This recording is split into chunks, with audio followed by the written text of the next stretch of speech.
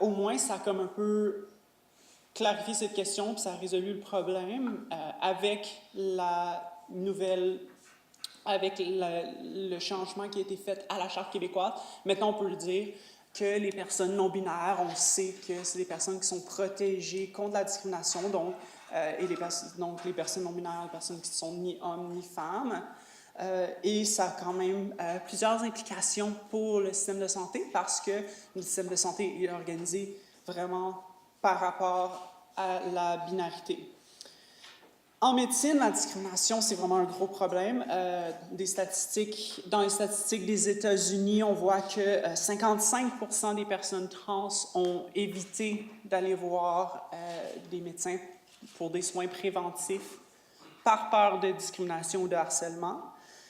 Et 60% ont déjà eu un refus de la part d'un médecin de les traiter parce qu'ils sont trans. Donc, c'est vraiment grave.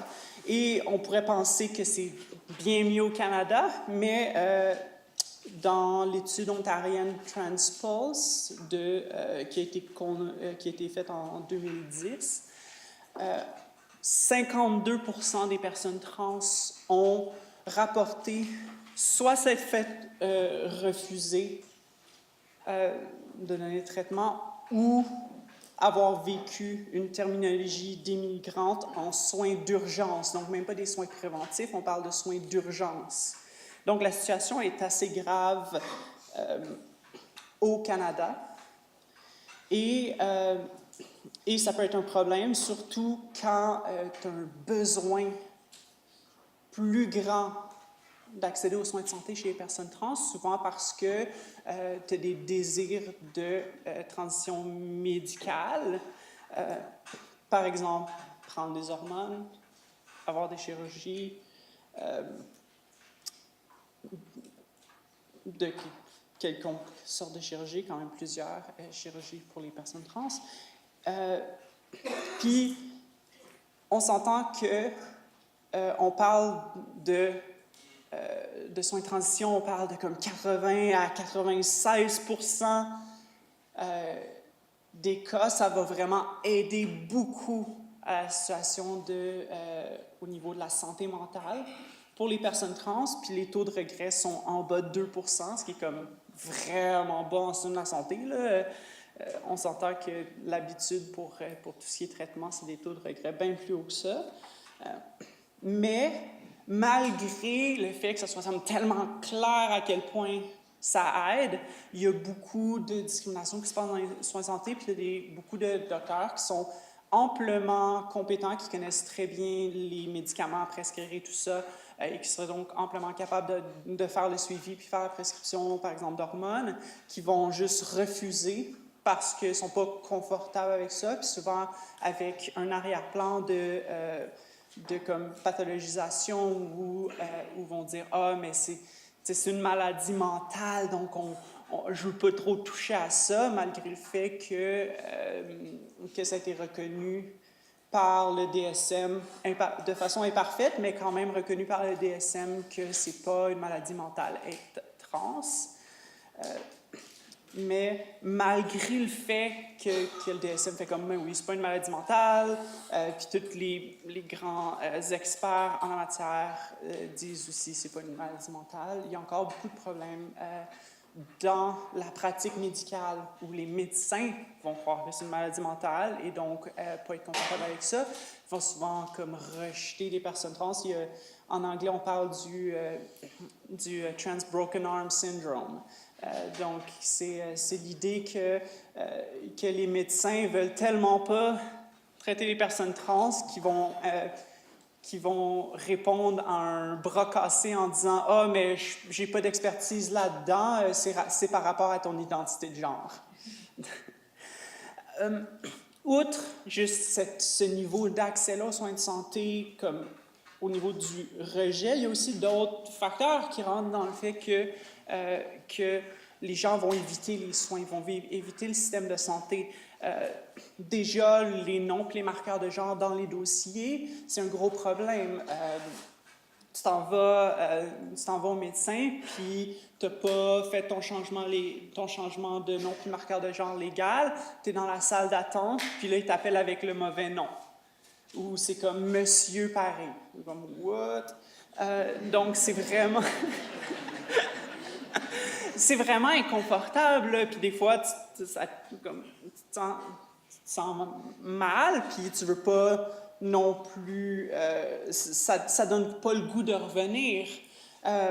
Donc, ça peut être un gros problème, malgré le fait qu'il y a une obligation de faire ces changements-là dans les dossiers, puis d'utiliser le nom que la personne utilise, ainsi que respecter les pronoms ou accords que la personne utilise. Et ça, c'est une obligation légale justement de la charte, mais malgré ça, c'est souvent pas fait. Puis là, c'est sûr que ça ne veut pas dire qu'on va aller poursuivre les gens pour avoir, les gens qui n'ont pas fait exprès, puis des accidents, ça arrive. Ce que le droit demande, c'est quand même, c'est d'au moins pas le faire intentionnellement, puis de faire quand même un minimum d'efforts, donc faire des efforts raisonnables pour bien respecter le nom puis et le genre de la personne. Donc, c'est vraiment juste, c'est un minimum, là, c'est comme, come on, fais des efforts. C'est un droit qui est très important parce que les changements de nom puis marqueur de genre peuvent être très difficiles pour plusieurs personnes. Déjà, au Québec, c'est vraiment comme la honte complète du Québec, puis je ne sais pas pourquoi ils n'ont rien fait par rapport à ça encore, mais les personnes migrantes, donc les personnes qui n'ont pas la citoyenneté, ne peuvent pas changer leur nom et marqueur de genre légalement. Ça fait longtemps que le gouvernement le sait. On leur a rappelé plusieurs fois, puis ils ne foutent rien. Fait que s'il y a des gens qui ont comme une personal line to Stéphanie Vallée, faire un petit appel. Là. Donc, ça devient particulièrement important de respecter cette obligation légale-là de faire les changements puis de respecter le genre tant de façon orale que dans les dossiers, dans la mesure où tu as une grande catégorie de personnes qui ont déjà des facteurs de vulnérabilité plus grands que la moyenne des personnes trans et qui, en plus, n'auront pas la capacité de faire leur changement sur leur dossier pour 7-10 ans. Et ça, c'est si ça se passe bien, parce qu'il y a toutes plein de raisons qu'ils peuvent faire et ça peut être difficile, très difficile d'obtenir la citoyenneté, notamment tout ce qui est criminalisation lié au travail du sexe, à la drogue et la non-divulgation du VIH. Un autre problème, c'est aussi par rapport aux personnes non-binaires, donc et particulièrement les personnes non-binaires qui qui veulent avoir un marqueur de genre autre que hommes et femmes dans les documents et qui veulent utiliser des pronoms et ou accords autres que il et elle. Donc, comme tantôt on a entendu Myriam présentant utiliser « il ». Donc, par exemple, moi, j'utilise le pronom « il ». À date, c'est assez difficile de convaincre les gens d'utiliser ce pronom-là. Donc, je prends mon mal en patience, mais ça peut être gossant de voir tout le temps comme un F ou de voir tout le temps un M sur des documents quand tu ne t'identifies pas à ça, puis tu as des personnes qui ont beaucoup plus de difficultés à se reconnaître dans les options offertes. Comme moi, si les gens utilisent « elle », c'est comme correct, là. Mais tu as d'autres personnes pour qui ça peut vraiment être traumatisant de se faire constamment mégenrer. Donc, ça devient particulièrement important de reconnaître l'obligation légale de respecter justement les noms et accords. Puis il y a aussi une question procédurale là-dedans, qui est particulièrement importante pour les personnes non-binaires. C'est dépendamment de l'environnement, ça peut être difficile d'avoir le respect des pronoms et accords neutres. Donc, ça devient important de parler avec les personnes trans et les personnes non-binaires pour voir c'est quoi les attentes par rapport à ça. C'est sûr, dans le système de la santé, on parle quand même de gens qui sont, quand on parle de docteurs, quand on parle de gens comme infirmiers, infirmières, on parle quand même de personnes qui sont assez éduquées, et surtout en plus dans les dossiers, c'est à l'écrit, donc c'est pas nécessairement particulièrement difficile, mais dans un autre domaine auquel je m'intéresse, c'est notamment les réseaux de l'éducation, puis c'est à l'éducation, le respect des accords neutres quand tu as des kids, c'est un peu plus tough, fait qu'il faut aussi voir comment on fait la promotion du respect en pratique, puis ça, c'est vraiment une conversation à avoir avec les personnes trans. Donc, tu as aussi la question dossier documents. Il ne faut pas commencer à dire à tout le monde qu'une personne est trans. Ils ont le droit à la vie privée, puis le droit à la vie privée, ça veut aussi dire, donc il y a deux composantes en droit, il y a deux composantes de droit à la vie privée, le droit à l'anonymat et le droit à la solitude. Je donne un petit cours de droit 101. Puis le droit à l'anonymat, hey, va pas dire des affaires sur moi à d'autres personnes, c'est ma vie privée. Puis le droit à la solitude, c'est sac-moi patience. Donc, le droit à l'anonymat, c'est, tu vois ça aussi, confidentialité. Il ne faut pas commencer à dire à tout le monde que la personne est trans. Il faut vraiment garder ça, garder la communication de cette information là, au strict minimum, donc le dire seulement aux personnes que c'est nécessaire. Donc, ça peut être nécessaire notamment quand tu es en train de faire les changements sur les dossiers. Si tu as une personne dans l'administration qui dit à une autre personne dans l'administration de changer le dossier, évidemment qu'il faut que ça se fasse, mais là, il ne va pas commencer à faire en parler autour de water cooler. Ça serait vraiment un rituel. C'est un problème qui arrive souvent parce que c'est comme le fait d'être trans, c'est vraiment traité comme si c'était de l'information publique. C'est un gros problème. Et ça, c'est contraire aux obligations légales. Tu as aussi tout ce qui est question indiscrète et la curiosité, puis c'est ça qu'on a le droit à la solitude ou le sac-moi patience. On a beaucoup de questions indiscrètes.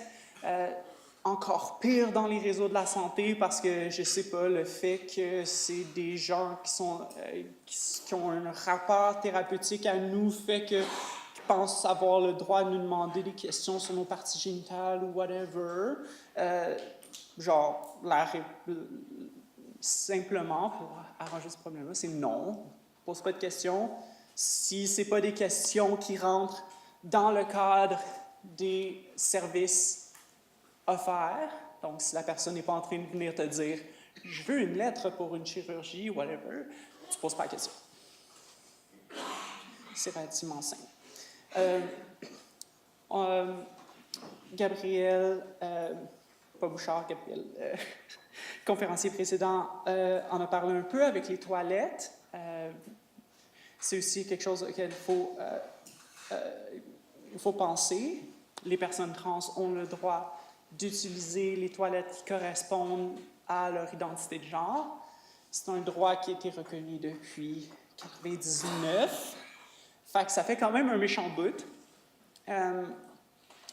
Mais, bizarrement, c'est encore difficile. Ça fait 20 ans, mais les gens ne s'habituent pas. Le problème est particulièrement difficile quand tu as des personnes non-binaires, parce que, mettons, moi, je fais comme « Ah, je vais aller dans la toilette qui correspond à mon identité de genre. Je suis non-binaire. » C'est comme « Mais on n'a pas de toilette non-binaire. » Ça ne me tente pas nécessairement d'aller dans la toilette à une personne qui a tout le temps une file d'attente. Fait que dans mon cas, je vais pisser dans la toilette des femmes. ou dans les toilettes des hommes, en fait. Là, je pars. Dans le fond, je flippe un coin, puis je check qu'est-ce qui... Ou sinon, je me demande qu'est-ce qui rendrait les gens inconfortables, puis je prends celui-là. Mais pour les autres personnes qui sont un peu moins chiantes que moi, c'est important de penser à cette question-là de qu'est-ce qu'on fait pour les personnes non-binaires, parce qu'il ne faut pas les exclure de nos services. Donc, il faudrait les laisser choisir les toilettes que ces personnes veulent utiliser. Mais c'est aussi ouvrir la conversation pour comme aller mettons, 2 pas de plus et penser à justement dégenrer les toilettes.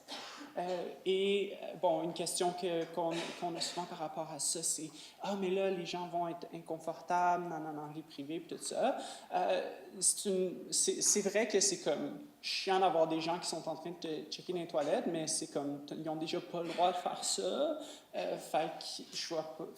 Avoir une politique qui inclut les personnes trans ne va pas nécessairement changer grand-chose à ça. Les personnes trans sont comme les dernières personnes qui veulent aller commencer à harceler du monde dans les toilettes. Habituellement, c'est plus nous qui reçoivent le harcèlement.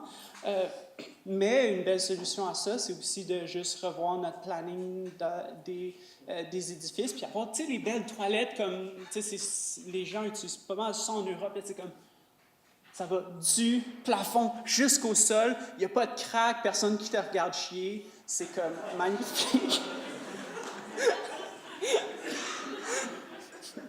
Tu sais, des fois, on remarque que les enjeux trans, c'est des enjeux de société.